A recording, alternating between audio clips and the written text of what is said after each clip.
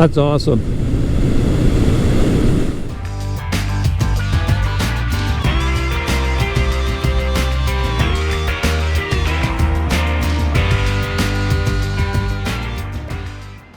Hi, and welcome to this episode of John's Motorcycle Rescue and Review. Today, I am once again with my 1986 Yamaha FJ1200 restoration project. I don't know if you can tell, but I am really excited, and my hope for this video is that in a little bit, I'll actually be able to get this bike out on the road and do a test drive with it. Just as a recap on this project, I bought this bike late last year, and as part of a 3 motorcycle deal, I have been going through this bike from front to back to make sure that it is safe to ride out on the road.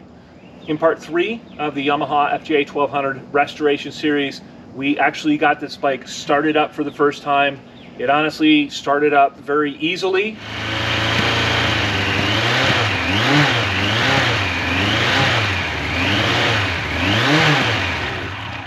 I was incredibly happy about that the bike actually started up and then it would maintain an idle. And so that tells me that the idle jets are not blocked up. In this video, I'm going to talk about the progress that I've made on this project since filming the last video where we got it running.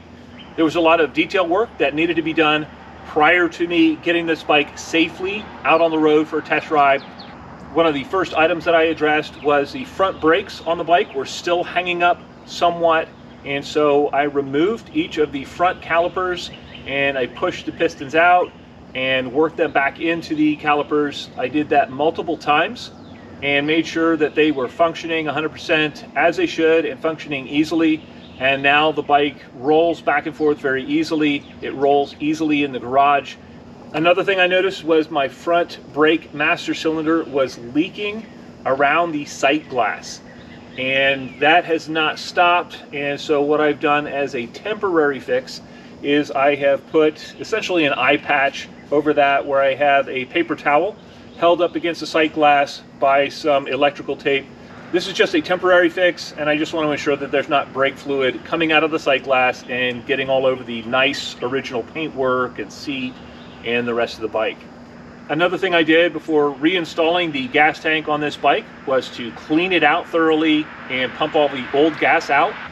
Thankfully, there was a little bit less than a gallon of old fuel in there, and what I did was pump that out and make sure the gas tank was nice and clean.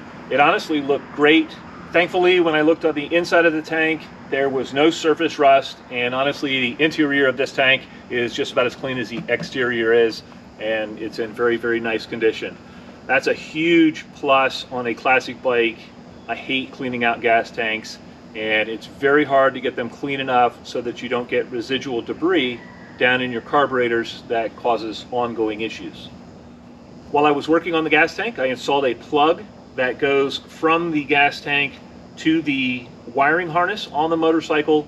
Somebody had just hardwired that so you couldn't remove and replace the gas tank without cutting the wires. I initially had to cut the wires to get the gas tank off the bike, and I wanted a plug, a quick disconnect, and so I've mounted that. One of the first things I noticed once I had the fuel tank on the bike and filled with gas was that my fuel gauge was not working. And upon closer inspection, I saw that the fuel gauge needle was on the wrong side of the little metal peg in there that stops it when it is shut off. I'm not sure how the needle on the fuel gauge got wrapped around like that. Maybe it was wired in improperly when somebody was messing around with the wiring. What I had to do to get access to the needle was remove the upper fairing and the inner fairings and the cluster surround here. I also had to remove the gauge cluster itself from the bike, and then I was able to remove the cover off of the gauge cluster and very gently move that needle back around to the proper side. I plugged everything back in, and when I turned the key on, the gas gauge read the proper amount of gas that's in the fuel tank. So I am very, very happy about that. If you like great motorcycle content and you want to help support this channel, please consider becoming a member. Members get perks like early access to new videos and bonus features on this channel, and your support will help me continue to make great quality motorcycling videos for you to enjoy. And I just want to give a special shout out to all of my members and subscribers and those of you who participate in the comment section of this channel. Thank you guys so much. I could not do this without you. All right, enough talk. It is time to fire up the FJ and take it out on the road. I'll be checking over things like the transmission, the clutch. I'll be listening for hiccups in the carburation. I'll also be checking out the functionality of the brakes, the suspension, how the bike rolls down the road. And I'm just going to be carefully evaluating pretty much every aspect of how the bike rides as I take it out on a test ride. Let's start it up.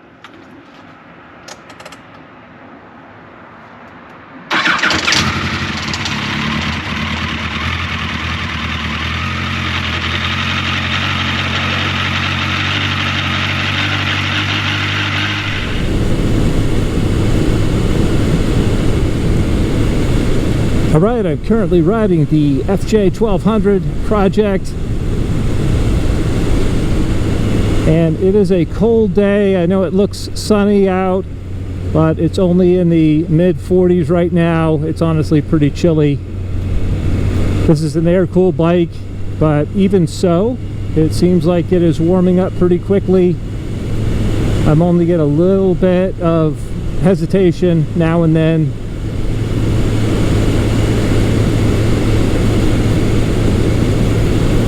There's nobody behind me. I'm going to check the brakes here. Yep, the front brakes function like they should. Oh yeah, that pulls very smoothly.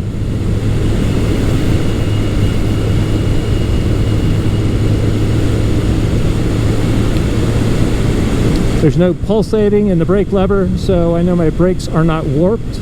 That's a great sign.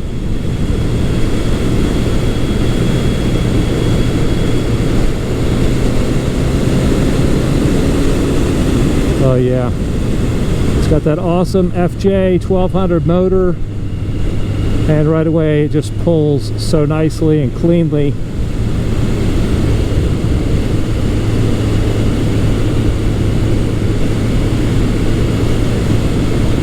I'm letting the bike warm up the temperature right now. Shifting through the gears is very nice. Clutch action is what it should be.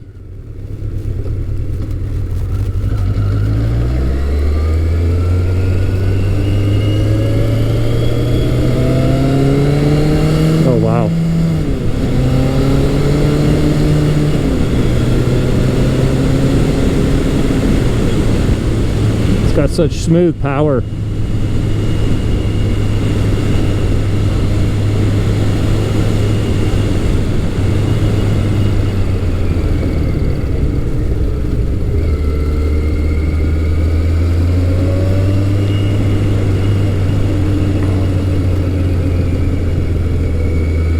Given the cold weather and the salt and stuff that's on the road, and the fact that I've got cold old tires on this bike, especially the front tire,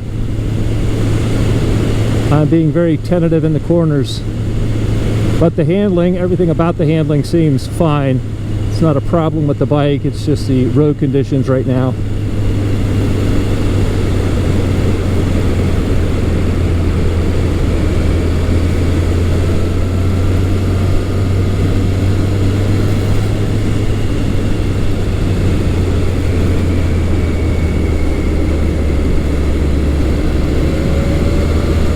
Yeah, even from no RPM at all, that just pulls so cleanly. Plenty of torque. My left bar end mirror seems a little bit loose. Seems to want to move around a little. I need to tighten that up when we get back.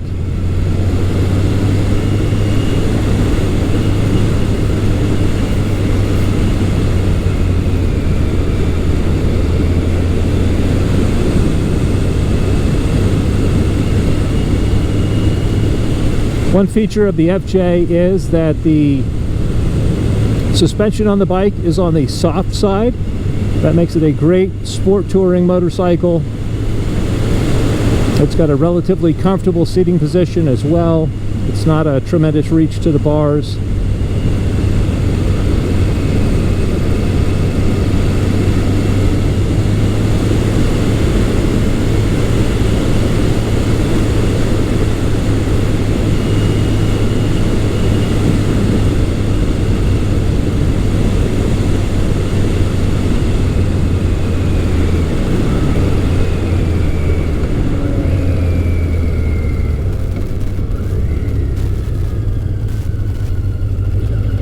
Go up through the gears a little bit here.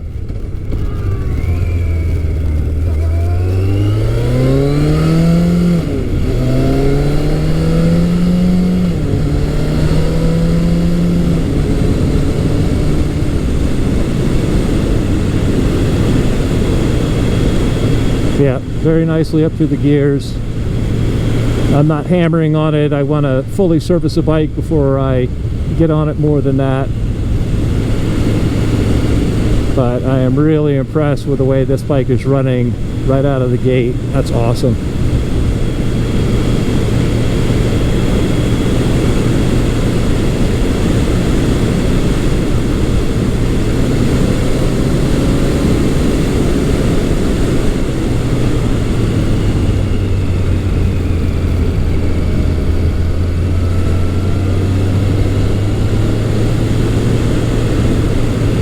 Yeah, the roll-on acceleration is one of my favorite features of these FJs. And from any RPM, the motor is smooth and strong, and it just pulls really, really hard.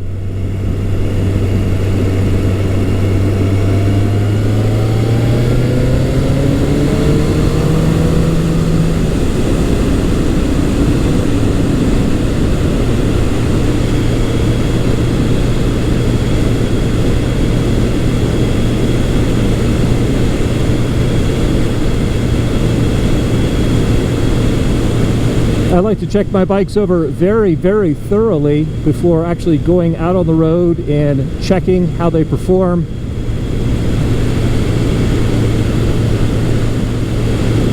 What you're seeing here in this test drive is the culmination of quite a bit of prep work to make sure that when I take the bike out, it functions as it should, and it's as safe as I can possibly make it prior to the test ride itself.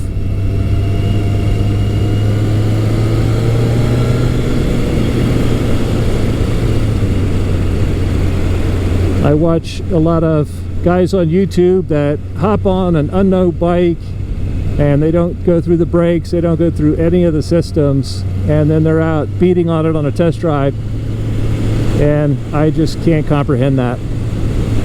Riding a motorcycle is dangerous enough without being foolish about it.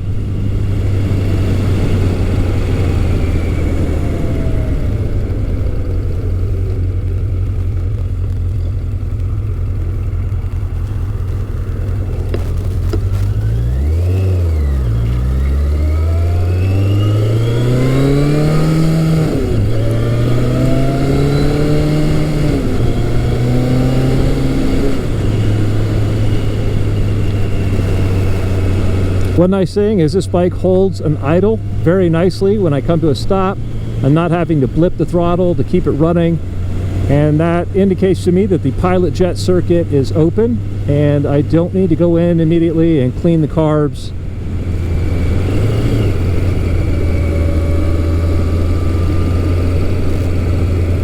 I have tested the charging system as well before getting out on the bike. That functions properly.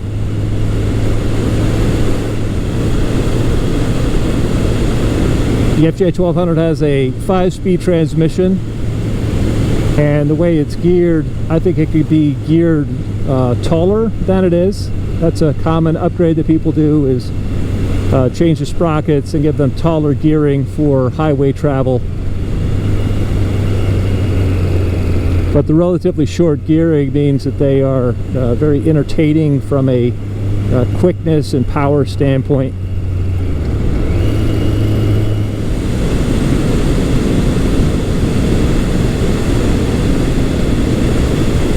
I have a feeling as I ride this FJ, it's going to continue to run better and better. It's already running fantastically well. I am just so pleasantly surprised with how easy this project is going so far. And it's always nice to get a bike out on the road, and especially a non-runner when you buy it, and to go up through the gears and everything functions properly.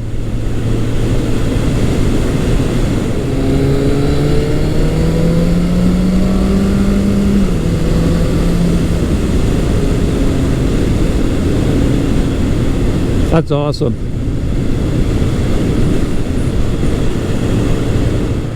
All right, man, what a lot of fun. I love it when a test ride goes well. I'm super stoked. The bike functions as it should, the brakes work as they should, the engine works as it should, the transmission and clutch all function properly, and really I didn't find anything on that test drive that was concerning to me. And so at this point, that means I can spend some money on this bike to make it 100%. Since the test drive went so well, my next steps on this bike are to replace the front tire with a new one. It has some fine dry rot cracks around the edges. Another thing I noticed is that the rear tire has a slow leak in it around the bead of the tire or around the valve stem itself. And so I will make sure that that is fixed. Because the master cylinder is leaking at the sight glass and there aren't really parts available to replace the sight glass on this, I went ahead and ordered a brand new Yamaha master cylinder that was still available through Partzilla.com. I'll also go ahead and do an oil change in the bike, changing the oil in the filter. Although I serviced the clutch slave cylinder on the bike prior to riding it, such that I had a functioning clutch, I want to make sure that that slave cylinder is not leaking anymore and further damaging the paint around that area on the bike.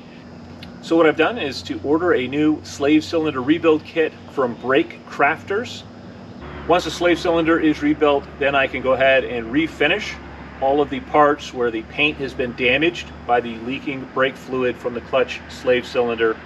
And I will go ahead and start the detailing process on this classic bike.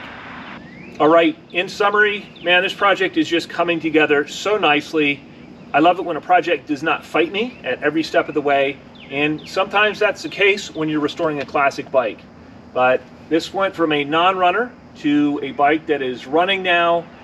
We're making it safe to ride out on the road. And in a small way, we are rescuing a piece of history.